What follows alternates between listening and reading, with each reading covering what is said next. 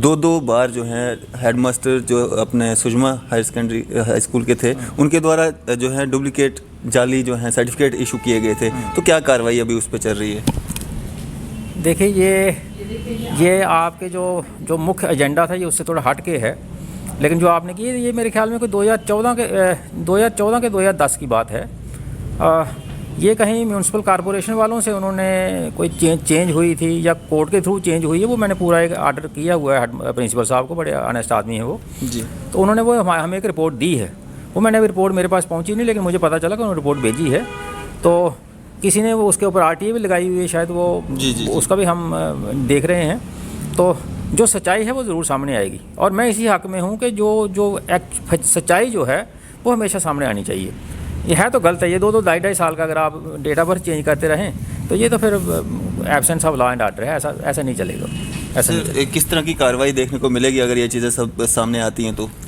देखिए, अगर किसी ने कोई फार्जरी की है या फ्रॉडुलेंटली उसने डेट ऑफ बर्थ चेंज की है, ये तो ये क्राइम है। तो ये पुलिस जो है वो अपना काम करेगी, हम दे देंगे केस जो है पुलिस डिपार्टमेंट को सौंप देंगे। जी।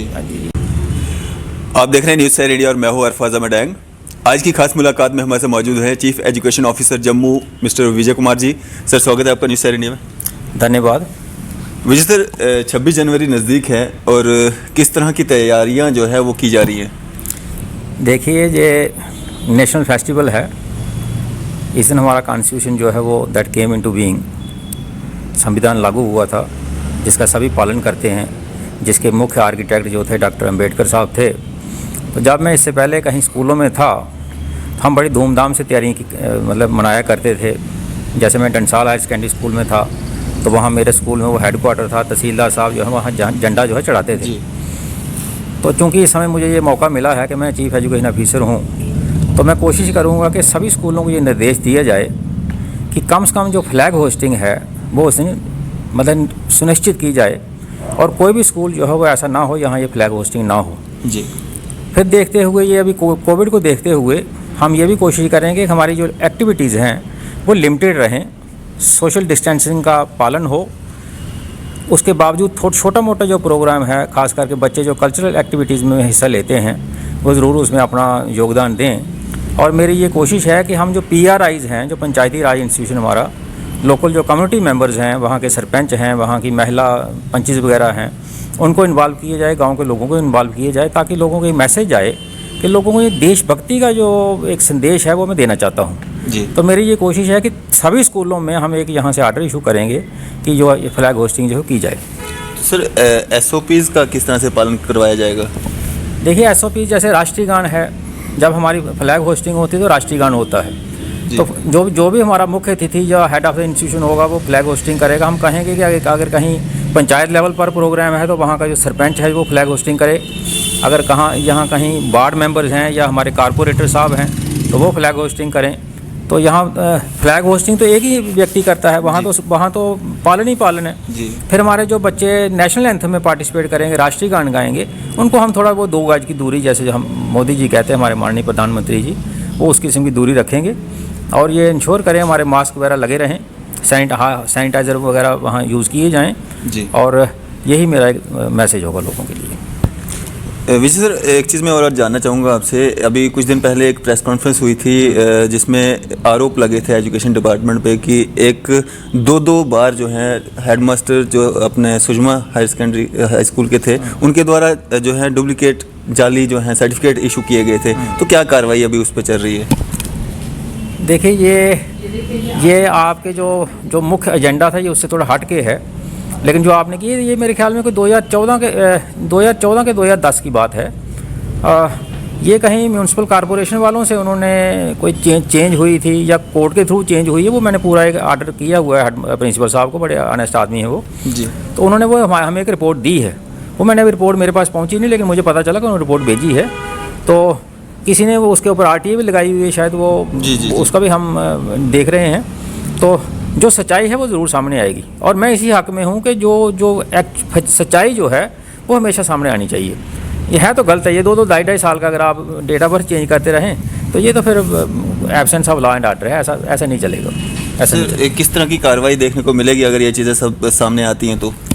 देखिए, अगर किसी ने कोई फार्जरी की है या फ्रॉडुलेंटली उसने डेट ऑफ बर्थ चेंज की है, ये तो ये क्राइम है। जी। तो ये पुलिस जो है वो अपना काम करेगी, हम दे देंगे केस जो है पुलिस डिपार्टमेंट को सौंप देंगे। जी। हाँ जी, यही करेंगे बस। तो सर आम जनता के लिए क्या मैसेज रहेगा और एजुकेशन डिपार्टमेंट के लिए भी? आम जनता के लिए मेरा ये मैसेज है कि कोविड जो है ये कोई गारंटी नहीं है कितनी देर तक चले। जी। तो हमारे बच्चे जो हैं ये ऑनलाइन क्लासेस से थक चुके हैं। जी। तो हमने कोशिश की है, कोई यहाँ आर्डर नहीं है ऐसा, लेकिन कम्युनिटी मेंबर्स भी चाहते थे हमारे कि हमारे बच्चे जो हैं बीच बीच में स्कूलों के साथ जुड़े रहें। जी। इनको एक आदत बन गई है मोबाइल फ़ोन जी, लेने की। बिल्कुल। पेरेंट्स जो है वो अफोर्ड नहीं कर सकते 15-15 हज़ार का। आप शहर को मत देखिए, आप गांव को देखिए, बिल्कुल। जहाँ पर बड़ी गुर्बत है, बड़े गरीब है, लोगों को रोटी नहीं खाने को। जी। तो 15-15 हज़ार का फ़ोन अफोर्ड नहीं कर सकते हैं। तो हमारे जो इस समय सेक्रेटरी साहब हैं श्री BK सिंह जी, उनकी एक सोच है कि कुछ हमें ऐसा करना है कि लगे कि हम किसी चेंज की तरफ बढ़ रहे हैं, ज़मीनी सतह पर चेंज हमें देखनी चाहिए। तो मैंने उनको यही कहा था कि बच्चे जो हैं ये थोड़े बहुत स्कूलों में आते रहें। जी। और सोशल डिस्टेंसिंग का पूरा पालन हो, और ये ऑफलाइन थोड़ा टीचर के साथ जुड़े रहें। और हमने जब भी देखा है, मेरे साथ एक दिन डायरेक्टर साहिबा थी, तो हम गांधीनगर हाई सेकेंडरी स्कूल में गए, तो मैंने मैडम से इजाज़त ली कि मैं ये जानना चाहता हूँ ये बच्चे कौन हैं जो आए हुए हैं। जी। तो पता चला वो सब बच्चे फलाई मंडाल साइड के थे, गांव के बच्चे थे। जी। तो गांव के लोग ये महसूस करते हैं कि हमें ऑनलाइन नहीं, हमें ऑफलाइन क्लासेस पढ़नी है। तो मेरा ये सभी से अनुरोध है कि अगर बच्चे आते हैं उनको धूप में बिठाइए, थोड़ा दूर बिठाइए, खेलने का मौका दीजिए ताकि उनका इम्यून सिस्टम बढ़े। जी। और इसी से मुझे लगता है कि हम जो हैं वो 100% जिसको हम कहते हैं हमारी लिटरेसी रेट जो है वो बढ़ेगा और हमारे जो ड्रॉप आउट हैं वो कम होंगे। और अगर ऐसा रहा, ये ऑनलाइन का सिस्टम चलता रहा, तो बच्चे जब ये स्कूल खोलेंगे ये स्कूल में नहीं जाएंगे, हमारे लिए एक नई समस्या खड़ी हो जाएगी, एक ड्रॉप आउट की नई समस्या खड़ी होगी। हम उससे ऑलरेडी जूझ रहे हैं, आउट ऑफ स्कूल चिल्ड्रन हमारे और बढ़ जाएंगे। तो मेरा सभी से यही अनुरोध है कि SOPs को पालन करते हुए मेरे अध्यापक जो हैं बच्चों को अटेंड करें अगर वो स्कूल आ रहे हैं। सर मास प्रमोशंस इस बार भी देखने को मिलेगी या एग्ज़ाम बेस पे ही, नंबर्स पे ही रहेगा? देखिए, मास प्रमोशन जो है ये गवर्नमेंट का फैसला होता है। मैं उसमें हमें पूछा जाएगा ज़रूर कि आप सुझाव दीजिए। आपका क्या सुझाव रहेगा? नहीं, मास प्रमोशन नहीं मिलेगी। ये एक मास प्रमोशन अगर दे दी तो बच्चों को एक और नई आदत बन जाएगी। बिल्कुल। फिर ये कहेंगे हमें ग्रेस मार्क्स दो, फिर ये कहेंगे हमें हमारा सिलेबस वो कर्टेल करो। तो सिलेबस तो हमने पहले ही इनका 30% कर्टेल कर किया हुआ है। और हमारे जो पहले माननीय हमारे ये एडवाइज़र साहब थे श्री KK शर्मा जी, उनको खुद ट्विटर पे आना पड़ा ये क्लैरिफिकेशन देने के लिए कि हमने सिलेबस जो है कर्टेल किया हुआ है। जी। तो मास प्रमोशन का बच्चे भूल जाएं, आप पढ़ें, सभी फैसिलिटीज़ आपको दी जा रही हैं। स्कूल भी सरकार ने कहा हुआ है 9वीं के बाद जो 12वीं तक हैं वो बच्चे आ सकते हैं अपने डाउट्स क्लियर करने के लिए। तो हर किस्म की अगर फैसिलिटी दी जा रही है तो ये भूल जाइए आप मास प्रमोशन। मुझे ये पास्ट प्रैक्टिस देखने की आदत नहीं है, मैं एक्चुअली चाहता हूँ कि हमेशा नई प्रैक्टिस बने।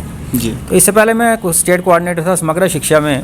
जी। तो हमारे पास वो इंक्लूसिव एजुकेशन एक वो है जिसमें हमारे स्पेशली एबल्ड चिल्ड्रन जो हैं उनको हम अटेंड करते हैं।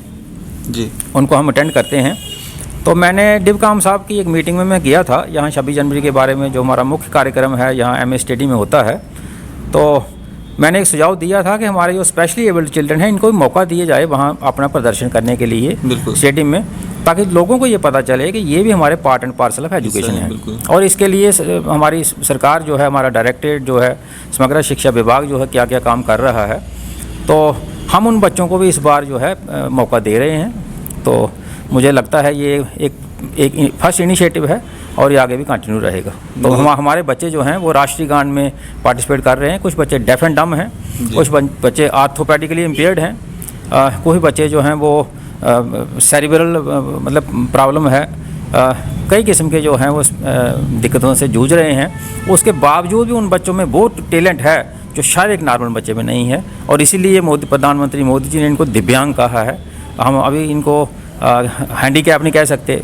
जी। तो हम अभी इनके लिए एक नई है स्पेशली एबल्ड चिल्ड्रन। जी जी, धन्यवाद। शुक्रिया सर हमारे साथ बातचीत करने के लिए। और जिस तरह से एक नई पहल जो है वो देखने को मिलेगी और दिव्यांग जो बच्चे हैं वो भी जो है 26 जनवरी में एक हिस्सा रहेंगे उस प्रोग्राम का। और हमारे साथ अपने व्यूज़ साझा कर रहे थे विजय कुमार शर्मा जी जो कि चीफ एजुकेशन ऑफिसर जम्मू हैं।